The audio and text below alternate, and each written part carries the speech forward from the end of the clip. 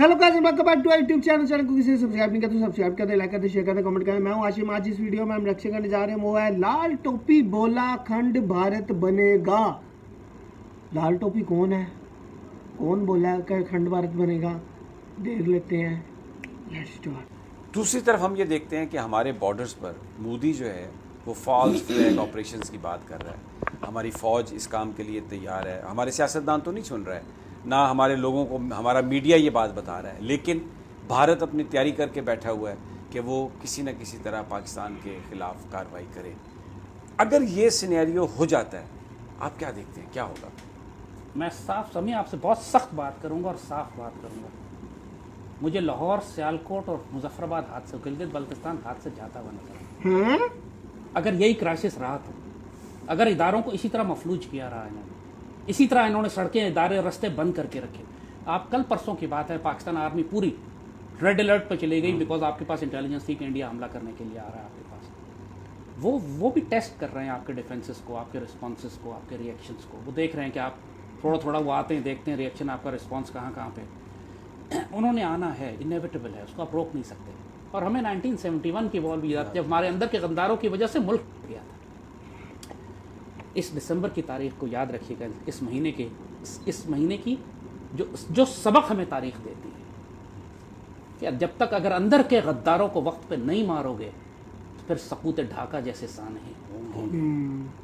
और मोदी इस वक्त बिल्कुल तैयार बैठे, तारीख लिखी जाएगी इस पर कि पाकिस्तान के सफ़ों के अंदर किस तरह गद्दारियाँ की गई, कैसे हमने वक्त, मौके और अपॉर्चुनिटीज़ को ज़ाया किया। हमने इंडिया को पहले मौका दिया। पहले तो हमने, जब ये अभिनंदन वाला वाक़या हुआ था, वो हमारे पास अपॉर्चुनिटी थी उस वक्त जब कश्मीर उबल रहा था, मज़ाहमत पूरी उरूज पे थी। इंडिया ने गलत उसको प्रेशर को कम करने के लिए अंदर आके हमला किया। हमने जवाब में उसको मार सकते थे हम इतनी तसल्ली से उस वक्त कि हमने भी अपने टारगेट्स मिस किए। यानी उसको मारने के बजाय इंडियन आर्मी चीफ हो सारी मिलिट्री कमांड को छोड़कर साइड पे मारा, फिर एमुनिशन डंप्स जो थे पहाड़ों पे मार दिए। उनकी सबमरीन हमारे समुद्र में आ गई, हमने वापस जाने दी खैर सगाली के जज्बे के तौर पे। इन्ना लिल्लाहि व इन्ना इलैहि राजिऊन। अभिनंदन आया, हमने अगले दिन वापस कर दिया। इस खैर सगाली का नतीजा ये हुआ कि इंडिया ने देख लिया कि ये कौम, ये हुकूमत लड़ने वाली नहीं है, ये जंग नहीं करना चाहते। और 4 महीने के बाद उसने आके कश्मीर एनेक्स कर लिया। ऐसा हुआ, यही हुआ ना। उन्होंने पहले आपको फीलर दे के देखा। वो बहुत मशहूर एक मकौला है, हम बार बार हम उसको कहते हैं कि जिस शख्स ने जंग से बचने के लिए ज़िल्लत का रास्ता इख्तियार किया, बाद में उसके नसीब में ज़िल्लत भी होगी और जंग भी होगी। अब जंग से आप नहीं बच सकते। जंग दाखिली भी होगी, हमारी सफ़ों के अंदर भी गद्दार हैं, अनारकी भी होगी, जंग भी होगी। हम नुकसान उठाएंगे इन्हीं गद्दारों की वजह से, इतनी जोर से नुकसान उठाएंगे कि हमारी चीखें आसमानों तक जाएंगी। मैं अभी बता रहा हूँ। इसका हल क्या है? हल कोई नहीं है। कोई मर्द मुजाहिद, कोई अल्लाह का नेक बंदा इस कौम से उठेगा? हल देखिए, जो सिक्योरिटी जोन इसराइल ने अपने लिए बनाया, हमारी कौम को ये बात बड़े गौर से सुननी चाहिए। इसराइल जो अपने लिए सिक्योरिटी जोन बनाता है कि जो महफूज इलाका हमें चाहिए, वो दरियाए सिंध से लेकर मेडिटेरेनियन तक है। ठीक, अनबिलीवेबल। यानी इसराइल को दरिया सिंध से क्या ताल्लुक? वो कह भी मेरे आप आसपास के मुल्क उसने तबाह कर दिए, कहते हैं मैं मुतमईन नहीं हूं, मुझे दरिया सिंध सिक्योर करना है। जिसका मतलब है पाकिस्तान तोड़ना है, पाकिस्तान तबाह करना है। और इंडिया का भी, ग्रेटर इंडिया, अखंड भारत का जो कॉन्सेप्ट है, यहां ये कन्वर्ज कर जाते हैं दोनों। ठीक, अखंड भारत और ग्रेटर इसराइल, उन दोनों के लिए कॉमन एनिमी पाकिस्तान है। वो ही हो रहा है पाकिस्तान में। हमारी सारी सियासी जमातें गद्दार और कॉम्प्रोमाइज हो चुकी हैं। एक 1971 में एक शेख मुजीबुर रहमान था, उस वक्त एक मुक्तिबानी थी। आज पाकिस्तान में 10 मुक्तिबानी हैं, 10 मुजीबुर रहमान। और उसमें कोई शुबे की बात नहीं है कि पाक फौज को उतना नुकसान भारत से नहीं होगा जितना अपनी सफ़ों के अंदर छुपे हुए गद्दारों से। गद्दार तो ज्यादा नुकसान करते हैं। हमारी पुष्ट के ऊपर पीटीएम भी हमला करेगी, बीएलए भी हमला करेगी, टीटीपी भी हमला करेगी, एनक्यूएम भी हमला करेगी, सिंध लिबरेशन आर्मी भी हमला करेगी। और हमारी सफ़ों के अंदर वो गद्दार जो नवाज शरीफ का बयानिया लेकर चलते हैं और जरदारी का बयानिया लेकर चलते हैं, वो सब भी क्राइसिस में पाकिस्तान आर्मी की पुष्ट पर हमला करेंगे। पाकिस्तान आर्मी की लीडरशिप को भी मैं आपके इस प्रोग्राम के जरिए बता रहा हूँ, हमारा ज़्यादा नुकसान अंदर के गद्दारों से होगा। भारतीय फौज हमारे लिए प्रॉब्लम नहीं है, हमारी सफ़ों की गद्दारियाँ प्रॉब्लम है। और अब आने वाले वक्तों में आप देख रहे हैं, अचानक पाकिस्तान में जो भड़का दिया है इन्होंने इंतशार, ये सब का सब मुंतज होगा इस बात पर कि मोदी पाकिस्तान के अंदर एक यलगार करना चाहता है, दाखिल होना चाहता है. It's a matter of time now, weeks, months, चंद हफ्ते, चंद महीने. दो वजूहत से ये रुका हुआ है अभी तक. देखिए क्यों रुका हुआ था ये. मोदी को बहुत पहले आ जाना चाहिए था. एक ही रुका था इस बात पर कि इसराइल चाह रहा था कि पाकिस्तान इसराइल को तस्लीम कर ले. ठीक. तो उन्होंने मोदी को रोका कि तुम रुको जरा, हम पाकिस्तान पे प्रेशर डाल रहे हैं, क्योंकि ट्रंप को ये करके देना था इसराइल को जाने से पहले. ट्रंप ये नहीं कर सका. जैरेड कुशनर के जरिए बहुत जोर लगाया, सऊदी अरब के जरिए बड़ा जोर लगाया उन्होंने, पीओई के जरिए बहुत जोर लगाया. प्राइम मिनिस्टर खुद भी कह चुके हैं मुझ पर बड़ा दबाव है. तो दबाव किसका था? और दूसरा, अब वो रुके हुए हैं थोड़ा सा मोदी को कि यार पूरी पाकिस्तानी कौम को एक दफा वैक्सीनेट कर दें. ये कोरोना की अनटेस्टेड वैक्सीन लगा के इनकी जनरेशनल डीएनए तब्दील कर दें, इनकी नस्लें खराब कर दें. किसी को नहीं मालूम इस वैक्सीन को लगाने के बाद इंसानियत के साथ होगा क्या. ये अनचार्टेड टेरिटरी है, मेडिकली अनप्रूवन साइंस है. It's a new science, they have never tried this before. ये आरएनए वैक्सीन जो है इससे पहले इंसानियत ने कभी बनाई ही नहीं. सो इनको मालूम ही नहीं है कि इसके 6 महीने बाद, 1 साल बाद, 2 साल बाद असरात क्या होंगे. ये कंफर्म है कि जिस औरत को लगी वो बच्चा नहीं पैदा करेगी. यार ये डॉक्यूमेंटेड बात है. बड़ी एक ये संगीन बात है जो आप कर रहे हैं. डॉक्यूमेंटेड बात है ये. और दुनिया के डॉक्टर्स ने कहा है कि ये औरतों को ना लगाएं, क्योंकि बच्चे नहीं पैदा करेंगे उसके बाद. और पॉपुलेशन कंट्रोल का ऐसे अच्छा और क्या तरीका हो सकता है तो औरतें बच्चे ही पैदा करना बंद कर दें.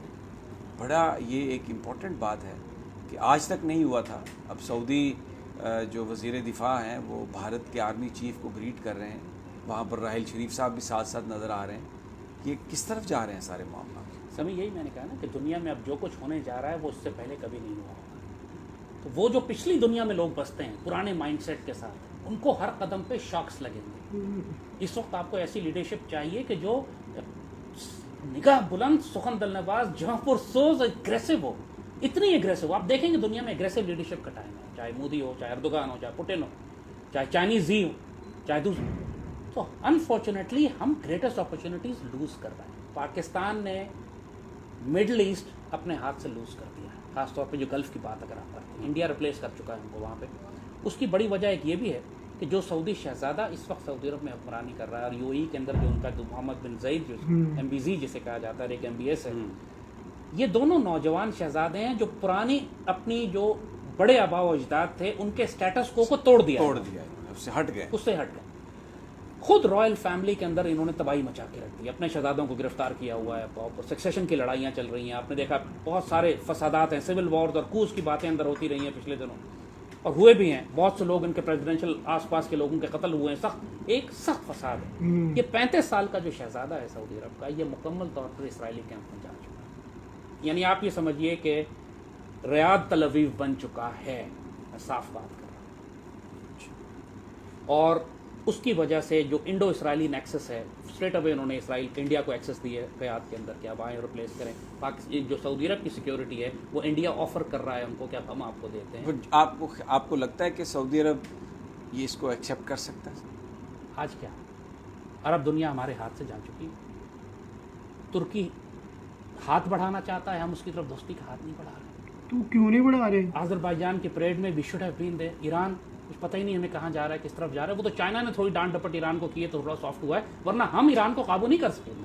ये थी यार वीडियो. और ये जैद हामिद, मुझे थोड़ी इसकी बातें, भाई की बातें थोड़ी इलॉजिकल लगी कि इन्होंने जिस तरह वैक्सीन के बारे में कहा वही घिसी पिटी बातें कि 2 साल बाद मर जाएंगे, औरतें बच्चे नहीं पैदा करेंगी, नामर्द हो जाएंगे, ये चिप डाल रहे हैं अंदर, मैग्नेट से टच होती हैं, वही घिसी पिटी बातें वैक्सीन के बारे में इन्होंने की. ठीक है कि न्यू DNA हमारा तब्दील हो रहा है, RNA ये कर रहे हैं, वो कर रहे हैं, ये बातें इन्होंने की. ठीक है. उसके अलावा इन्होंने कहा कि एग्रेसिव लीडरशिप चाहिए. तो मैं नहीं समझता कि जंग करने वाला बंदा और जंग करने वाली लीडरशिप होनी चाहिए. ठीक है. जंग कभी भी हल नहीं होता किसी चीज़ का. अब बड़े लोग कह रहे हैं जी तो 40 मिनट आया उधर बड़ा एग्रेसिव है, तो ये गलत है. Peace matters a lot. ठीक है. आप किसी पे हमला करके, किसी पे जहाज़ भेज के या कहीं पे करके उसके ऊपर प्रेशर बना के, इस तरह हालात ख़राब ही रहेंगे. और जो दूसरी कंट्रीज हैं जो आपको वेपन बेचना चाह रही हैं, जो आपसे फ़ायदा उठाना चाह रही हैं, आपसे फ़ायदा उठाएंगी, तो चीज़ें बिल्कुल ठीक नहीं होंगी।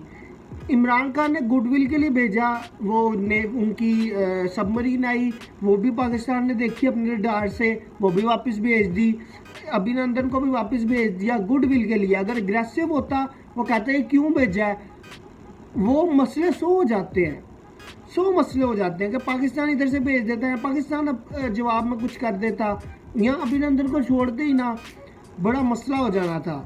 मैं इस बात से बिल्कुल एग्री नहीं करता कि अग्रेसिव लीडरशिप होनी चाहिए कि हम अटैक कर देंगे, हम ये कर देंगे, वो कर देंगे, बिल्कुल गलत है। बाकी ज़ैद हामिद को मैंने इतना सुना नहीं है, लेकिन जिस तरह से इन्होंने कहा है कि ये कर देंगे, वो कर देंगे, वो इंडिया जो है वो मिल गया है और वो सारा कर देगा, मोदी तैयार है, वो कर देगा, मुझे थोड़ी बातें इनकी लॉजिकल लगी। बाकी इनको मैं और देखूंगा, आप और वीडियो सजेस्ट करना है यार इनकी। मिलते हैं मैं नेक्स्ट वीडियो में, तब तक बता रखे 1 2 3।